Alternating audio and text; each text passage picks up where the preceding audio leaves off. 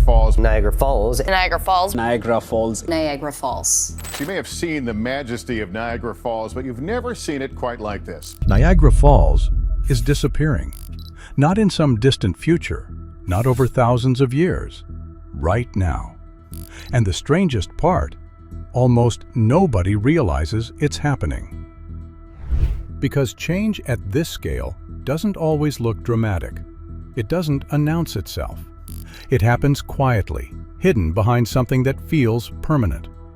And when something is this powerful, this massive, we assume it must be stable. That assumption is where we're wrong. Because what you're looking at, this wall of water, this force of nature, isn't permanent. It's breaking apart, it's retreating, and one day it will be gone. Not suddenly, not in a single moment, but piece by piece, so slowly that no single generation fully sees it happen. And yet, every second, it moves closer to that end. A few centimeters at a time, a few fragments of rock falling away, changes so small they feel invisible. But over years, those small changes become distance. And over centuries, that distance becomes transformation. What feels permanent is actually in motion. What feels stable is slowly disappearing. And the reason most people don't notice is because the change is happening on a timescale we're not built to see. But that doesn't make it slow. It just makes it silent. Every year, millions of people come here. They feel the mist. They hear the roar. They watch something that feels eternal, unmoving, unchanging, unstoppable. A monument carved into the earth itself. But that feeling? It's an illusion. Because Niagara Falls isn't standing still. It's moving, slowly, relentlessly, backward. Not in a way your eyes can track, not in a way you can measure in a single visit, but across years, decades, centuries, the entire waterfall shifts. And everything you're looking at today won't be here forever. The edge you're standing near was once somewhere else. The drop you're seeing now didn't always exist here. This exact moment, this exact shape of the falls is temporary. It just feels permanent because it changes too slowly for us to notice. And that's what makes it powerful. Not that it stands still, but that it moves without us realizing it. Right now, beneath all that water, the falls are destroying their own foundation. Every second, rock is being stripped away. Since its formation, Niagara has already retreated over 11 kilometers. That's not just erosion, that's movement. And eventually, there's nowhere left to go. Because every system has limits, and even something as powerful as Niagara depends on what lies beneath it. And once that foundation is gone, the waterfall doesn't adapt. It disappears. What looks like a solid edge is constantly being weakened, not from above, but from below, where the water hits hardest, where pressure builds, where rock begins to give way. Each drop of water carries force. Each impact removes something small. And over time, those small losses add up. Until one day, what held everything together no longer can. To understand how Niagara disappears, we have to go back to the moment it was born. Because this isn't just a story about water. It's a story about time, pressure, and change, on a scale far beyond human experience. A story that begins long before the falls existed, before the river found its path, before the landscape looked anything like it does today. Because what we see now, this massive, powerful waterfall, is just the latest version of something that has been evolving for thousands of years. To understand where it's going, you have to understand where it started, and what forces set everything in motion. 12,000 years ago, this place was unrecognizable. No water, no cliffs, no sound, just ice. A massive sheet, the Laurentide ice sheet, stretching across the continent.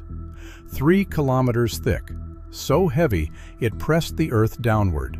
But beneath that frozen silence, pressure was building.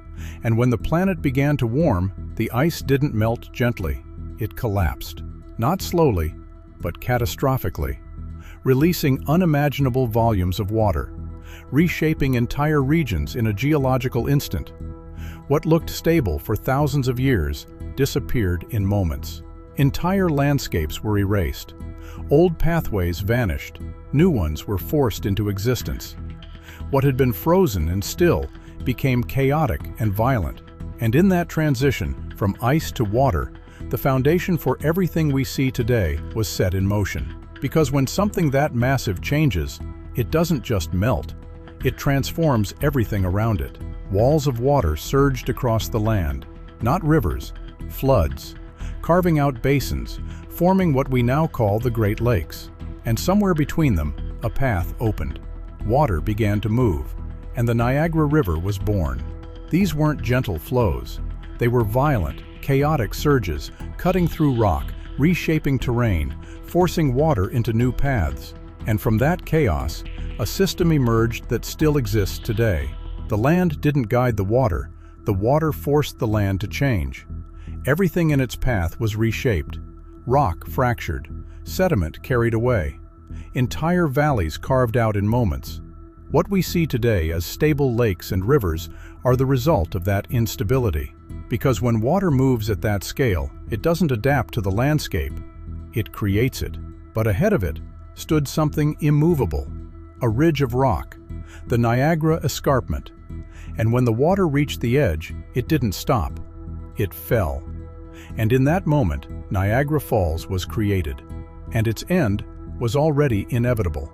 Because from the very first drop, the process of destruction had already begun. The moment water crossed that edge, it started pulling the land apart.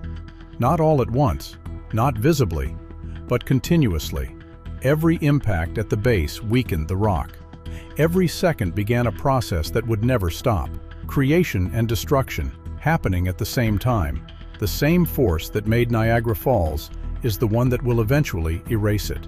From a distance, Niagara looks indestructible, solid, unbreakable. But inside, it's anything but. At the top, a hard layer of dolostone. Strong, durable, protective. But beneath it, softer rock.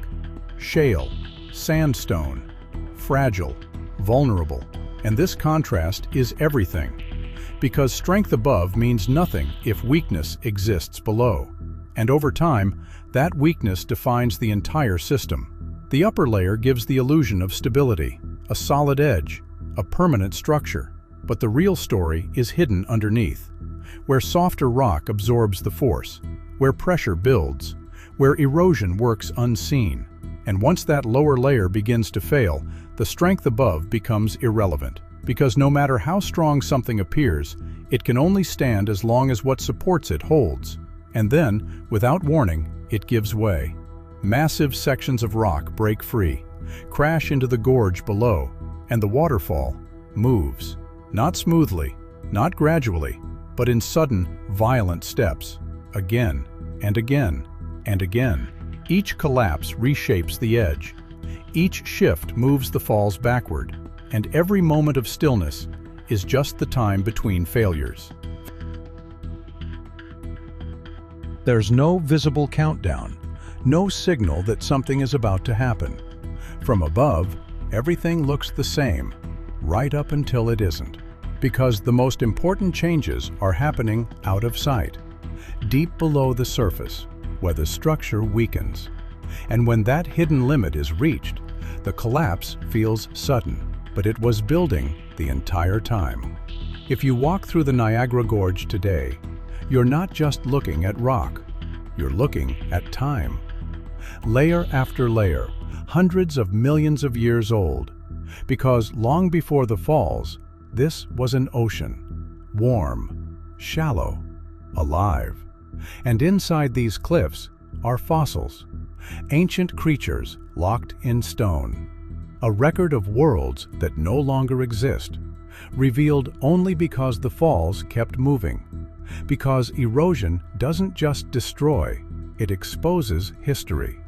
Every layer tells a different story, a different era, a different environment.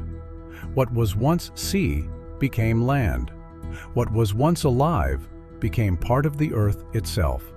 And without the constant movement of Niagara, all of it would still be hidden, buried, invisible. Because sometimes the only way to reveal the past is through destruction. Long before scientists studied this place, others listened to it. The Haudenosaunee people believed the falls were alive, that a spirit lived within them. Hino, the thunderer.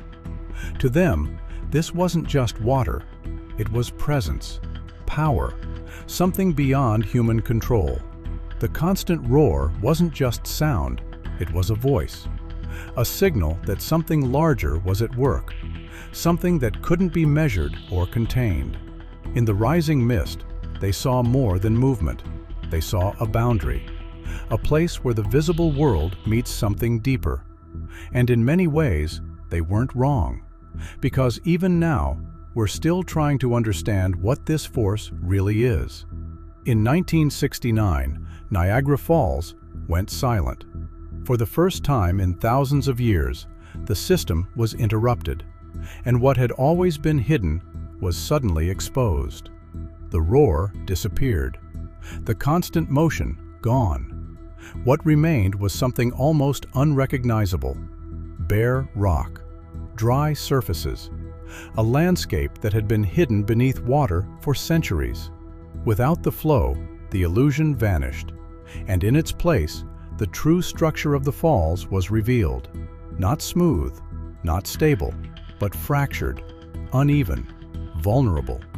For a brief moment in time, Niagara wasn't a waterfall. It was a system laid bare. So engineers stepped in, not to stop Niagara, but to slow it. Because stopping it completely was never an option. Only managing it, delaying it, buying time. They studied the structure, mapped the weaknesses, looked for ways to stabilize what they could. But every solution came with limits. Because you're not fixing a machine. You're interacting with a natural system that has been evolving for thousands of years.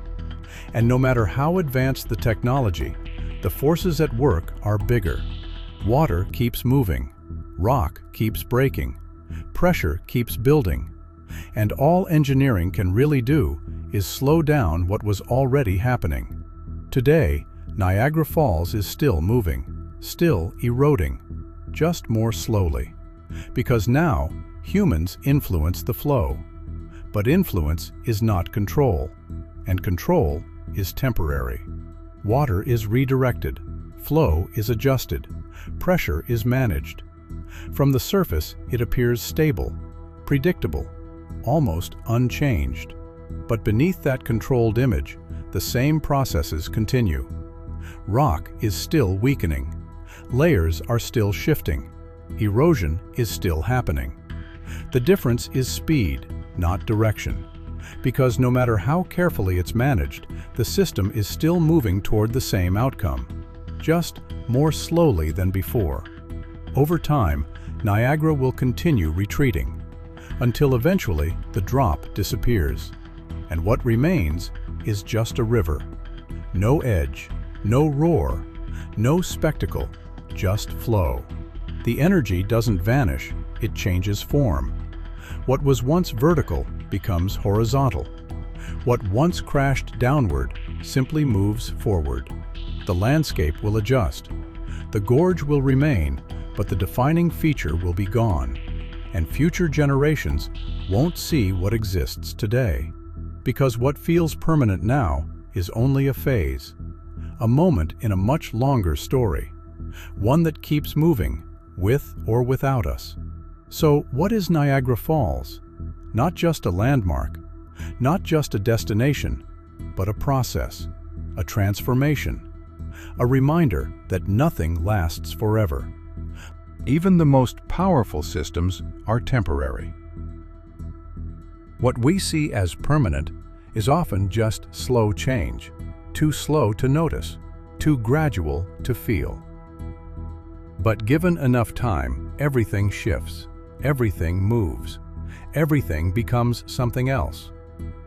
Niagara isn't disappearing because something went wrong.